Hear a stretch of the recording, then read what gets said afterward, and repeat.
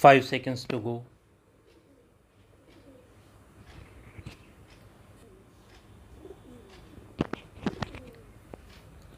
Start. As President of India and in my capacity as a public man, I have taken part in many public functions, addressed innumerable gatherings, and inaugurated many a memorial. But I should not hesitate to confess that I am so intimately connected with the memorial to inaugurate which you have invited me today, and also with the young man in whose memory it is being raised, that I am finding it hard to suppress my emotions without taking into consideration the experience and age of those who participated in the 1942 movement in Bihar. I must say that all of them were and are my colleagues, since I too had the privilege of taking part in that agitation. Some of us got an opportunity of working among the people, while some were arrested at the very start of the movement, so that their activities remained confined within the four walls of prisons. But some of us, whose patriotic fervor raised them above the distinction between life and death, became targets for bullets during the very first phase of the agitation, and thus died a hero's death. You will agree with me that these persons must be assigned the foremost place among those who have made sacrifices for the cause of the country. It is in the memory of such martyrs who laid down their lives unhesitatingly that this memorial has been raised. Today, when we are luckily independent, and the object for which those young men made the supreme sacrifice has been achieved, it is our duty to keep the memory of those martyrs fresh in our minds and pay homage to them. Their courage and selfless love of the country will ever remain a source of inspiration for the people of free India. I still remember how the rejection by the British of the Indian leaders' demand had sent a wave of indignation throughout the country.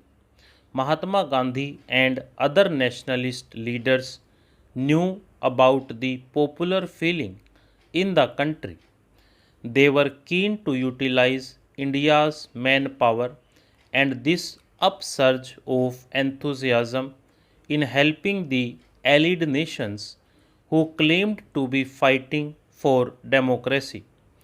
It was possible only if India were declared a free country, or at least her right to freedom accepted in principle. Unfortunately, the government of the United Kingdom failed to rise to the occasion.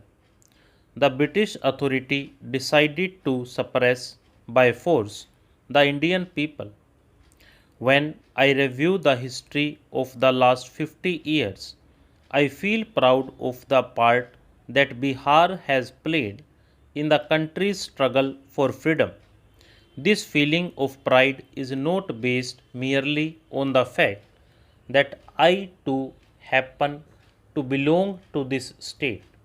The real reason for it is that I have been personally familiar with Bihar's public life and its movements during this half a century. It would be no exaggeration if, in all modesty, I say that my familiarity with Bihar's public life is not that of a distant observer, but of one who has always been close to the political scene as an active participant in the drama of public life as it unfolded itself from time to time.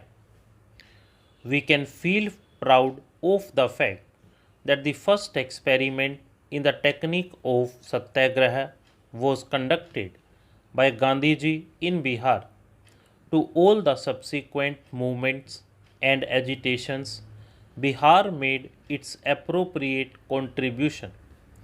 But there was one movement with which Bihar completely identified itself, and that was the campaign of August 1942. As far as I know, and my information in this regard is fairly adequate, in our whole history of the freedom struggle, it would be difficult to find a parallel to the sacrifices made and hardships suffered by the people of Bihar during the 1942 movement. Nevertheless, the basis of that movement was truly national, and whatever Bihar did at that time forms a part of India's history. All these martyrs laid down their lives as Indians. Therefore, I feel that all that happened in Bihar during those months is a matter of pride not only for this state but for the whole country, and these brave young men are the true sons of India.